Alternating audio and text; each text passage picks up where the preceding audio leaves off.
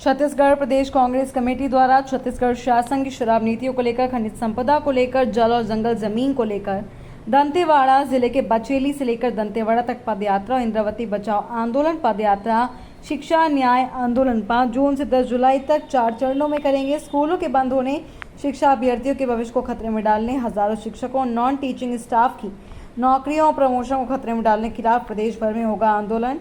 प्रदेश कांग्रेस विपक्ष की भूमिका अदा करती आई है। छत्तीसगढ़ प्रदेश कांग्रेस कमेटी युक्तिकरण करना भाजपा सरकार की शिक्षा विरोधी, रोजगार विरोधी कदम कांग्रेस की पूरे प्रदेश में आंदोलन। मोहन मरकाम बस्तर जिला कांग्रेस कमेटी शहर ग्रामीण के संयुक्त नेतृत्व में कांग्रेस पदाधिकारियों और कार्यकर्ताओं के द्वारा संविधान बचाओ यात्रा अभियान के तहत संभाग मुख्यालय राजीव भवन से विशाल मशाल रैली निकाली गई। के अंदर middle school, primary school, higher secondary school ऐसे खोलने का प्रावधान किया था और पूरी राशि केंद्र सरकार राज्यों को उपलब्ध कराती है। मगर आपने सबने देखा होगा छत्तीसगढ़ में 15 साल में भारतीय जनता पार्टी की सरकार रही। डॉक्टर रमन सिंह जी सर्वे मुख्यमंत्री रहे, उस समय भी केदार कश्यप जी शिक्षा मंत्री रहे, उस समय भी लगभग 3000 स्कूलों को बंद कर दिया गया था। फिर से वही बात आ रही है।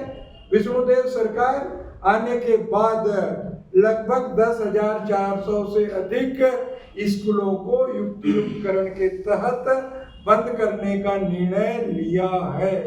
आनन फानन में प्रशासन के दबाव में जो अतिशय शिक्षकों को रात भर 3-3, 4-4 दिनों से रात भर मतलब काउंसलिंग के माध्यम से दूसरी जगह फेंका जा रहा है। इसका मतलब साफ है, आपके पास स्कूल बंद करने के लिए पैसा नहीं है, मगर आप दारू दुकान जो 100 से अधिक नए दारू दुकान जो गांव-गांव में आप खोल रहे हैं, उसके लिए शासन के पास योजनाएं हैं। छत्तीसगढ़ की भारतीय जनता पार्टी की सरकार किस वजह स्कूल बंद होंगे, वहाँ के सब स्टाफ प्यून का पद वो बेरोजगार हो जाएंगे, सफाई कर्मचारी बेरोजगार हो जाएंगे, जो स्व सहायता समूह की महिलाएं काम करती थी, भोजन बनाती थी, वे भी बेरोजगार हो जाएंगे। भारतीय जनता पार्टी की सरकार किस ओर ले जाना चाहती है?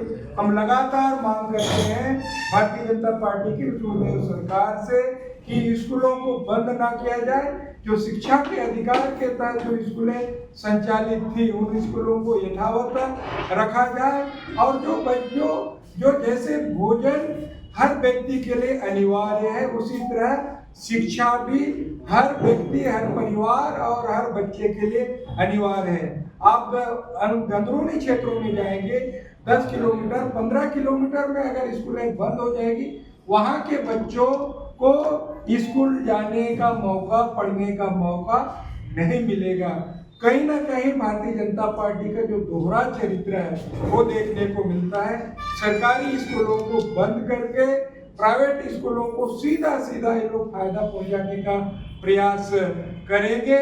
उसके साथ साथ जो गरीब बच्चे पढ़ना चाहते हैं, आगे बढ़ना चाहते हैं, कुछ करना चाहते हैं, उनके मन में भी आगे बढ़ने की ललक है। वो बच्चों का जो हक और अधिकार है, उस हक और अधिकार को भी भारतीय जनता पार्टी की सरकार खत्म करना चाहती है। हम तो बार बार यही मांग करते हैं कि स्कूलों को बंद ना किया जाए, युक्तियुक्तकरण ना किया जाए और नए पद युवाओं को यहाँ से पद दिया जाए। क्योंकि हम देखें बस्तर में भारतीय जनता पार्टी की सरकार ने, भारतीय जनता पार्टी के संगठन ने गांव-गांव जाकर कहा था 5वीं, 8वीं, 10वीं पढ़े लोगों को हम स्थानीय स्तर पर भर्ती करेंगे। आज क्या हो रहा है? आप स्थानीय स्तर पर भर्ती तो करना तो दूर, 1.5-2 साल की सरकार में आप शिक्षक भी भर्ती नहीं कर रहे, ऊपर से आप भ्रष्टाचार के माध्यम से बड़े भारतीय जनता पार्टी के नेताओं मंत्रियों के दबाव में युक्तियुक्तकरण के आनन फानन में कर रहे हैं, ताकि लोग पीड़ित पक्ष कोर्ट ना जा सके, इसलिए आनन फानन में रात भर आप काउंसलिंग कर रहे हैं। तो एक घोर अन्याय है। अभी तक हमने ऐसा सरकार नहीं देखा है। छत्तीसगढ़ की महान जनता ने बड़ी उम्मीद के साथ भारतीय जनता पार्टी की सरकार फिर से बनाई थी, मगर भारतीय जनता पार्टी सरकार शिक्षा को भी व्यवसायीकरण करने का प्रयास किया था। अरविंद नेताम जी आरएसएस की भाषा बोल रहे हैं, भारतीय जनता पार्टी की भाषा बोल रहे हैं। और उनको पता है कि मैं लगातार बस्तर के हक के लिए, वहाँ के आदिवासियों के हक के लिए, बस्तर के लोगों के हक के लिए, चाहे एनएमडीसी निजीकरण की बात हो, चाहे इंद्रावती नदी बचाने की बात हो, या फिर अभी तत्काल में बैलाडीला की हमारे माइंस को बेच दिया है निजी उद्योगपतियों का हाथों, रूंगटा स्टील और आर्सेलर मित्तल के खिलाफ में, और बीजापुर में कोरंडम को इन्होंने बेच दिया है। इनके खिलाफ मैं लगातार लड़ाई लड़ रहा हूँ। तो सवाल स्वाभाविक से बात है कि भारतीय जनता पार्टी तकलीफ तो होगा। वहां एक शब्द भारतीय जनता पार्टी के नेता नहीं बोल रहे कि निजी उद्योगपतियों को बस्तर के खनिज संसाधन को देना चाहिए कि नहीं देना चाहिए। अब तो बोधघाटी में लगाने जा रहे हैं, केदार कश्यप का विभाग है, उनको स्पष्ट करना चाहिए कि बोधघाट बनना चाहिए कि नहीं बनना चाहिए, ये स्पष्ट करना चाहिए।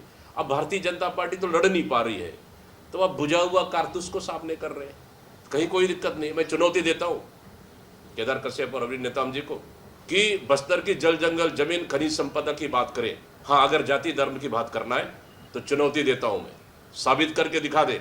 अगर साबित नहीं कर पाए तो फिर सार्वजनिक रूप से उन्हें माफी मांगना चाहिए। इस तरह से बस्तर की जनता को सिर्फ जाति धर्म के नाम से लोगों को उलझा के रखना और खनिज संसाधन को एक तरफ बेचते रहना हम बर्दाश्त नहीं करेंगे। बस्तर की हक, वहाँ के आदिवासियों की, वहाँ के लोगों की हक और उनकी अधिकार की लड़ाई के लिए मैं अंतिम सांस तक लड़ूंगा। पहले अंग्रेजों ने लूटा और अब ये काले अंग्रेज बन के लूट रहे बस्तर को। इसको कभी भी बर्दाश्त नहीं करेंगे।